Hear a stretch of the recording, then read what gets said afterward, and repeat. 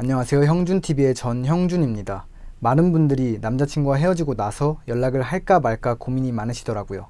연락을 했는데 안 붙잡히면 더 이상 기회가 없을까봐 걱정이 되고, 그렇다고 연락을 안 하면 이대로 영영 끝일까봐 걱정이 되실 텐데, 그래서 오늘은 전 남친에게 연락하기 전에 꼭 알아야 되는 2가지라는 주제로 얘기를 해보겠습니다.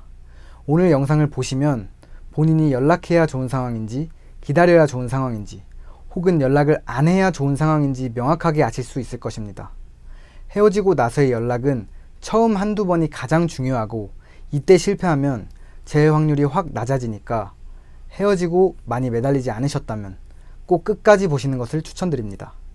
결론부터 말하자면 전 남친에게 연락하기 전에 알아야 되는 것이 2가지가 있는데, 첫 번째는 어떤 가치가 떨어져서 헤어졌는지를 알아야 하고, 두 번째는 가만히 있어도 되는 상황은 무엇이 있는지를 알아야 합니다.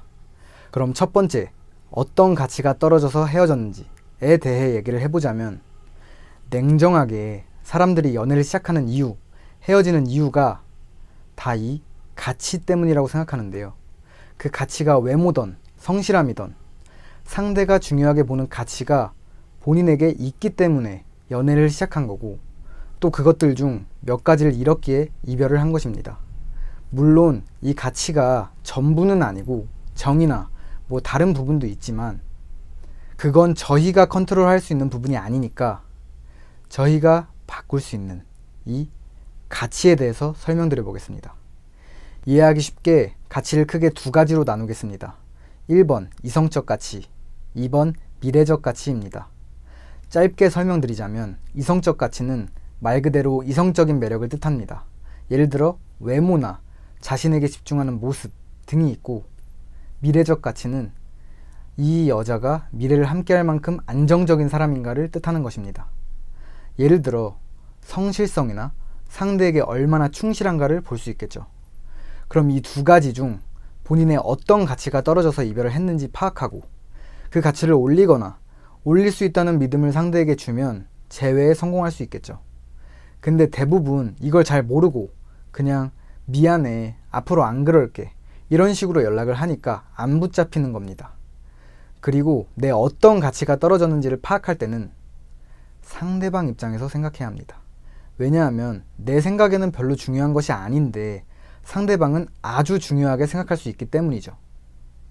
이 가치에 대해서는 2번째를 얘기하면서 좀 더 설명드리겠습니다. 자, 그럼 2번째, 가만히 있어도 되는 상황은 무엇이 있는지를 아셔야 합니다. 특정 상황에서는 여러분이 가만히 계셔도 먼저 연락 올 확률이 높기 때문에, 이런 상황에서 헤어졌다면 먼저 연락해서 실수를 하는 것보다 차라리 조금 기다리시는 게 재회와 건강한 연애를 하기에 더 유리할 것입니다. 그럼 이 상황이 무엇인지 말씀드리겠습니다. 총 2가지가 있는데, 1번 대판 싸우고 헤어진 경우, 2번 남자가 헤어지고 애매한 태도를 보이는 경우입니다. 1번을 설명드리자면, 대판 싸웠다는 건 말 그대로 화도 막 내고 싸우다가 헤어진 경우입니다. 이런 경우는 여러분에게 감정이 남아있기에 화를 낸 것이기 때문에 상대는 헤어지고 나서도 여러분을 그리워할 확률이 높습니다. 그리고 아까 말한 가치와 함께 설명드리자면, 이건 미래적 가치가 떨어진 것입니다. 상대가 너무 매력적이고 좋지만 얘랑은 미래를 함께하기엔 아닌 것 같다고 순간 감정적으로 판단하고 이별을 말했을 확률이 높죠. 아직 이성적 매력을 많이 느끼고 있고 감정적으로 급하게 판단한 것이기 때문에 후회하고 연락 올 가능성이 높습니다.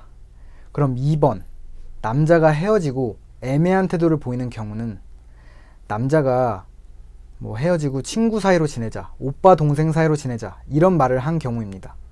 이게 상대를 완벽히 끊어내면 본인이 너무 힘들까봐 이렇게 말했을 확률이 높은데, 이때에도 미래적 가치가 떨어졌을 확률이 높습니다. 이성적으로는 헤어지는 게 맞다고 판단되지만 상대가 여자로서 너무 매력적이라 헤어지면 그리울까봐 이런 말을 하는 경우가 많습니다.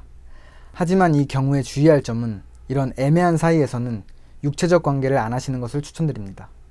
육체적 관계를 하게 되면 의도치 않게 파트너 관계만 유지하게 될 수도 있기 때문입니다.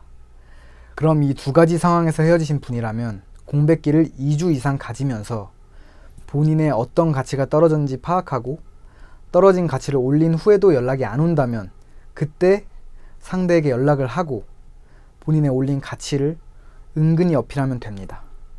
이 두 상황에 해당이 안 되셔도 본인의 떨어진 가치를 파악하고 올리셨다면 제외 확률은 아주 많이 올라갈 것입니다. 그럼 여기서 나는 이런 거 모르고 연락했는데도 제외 잘 됐는데?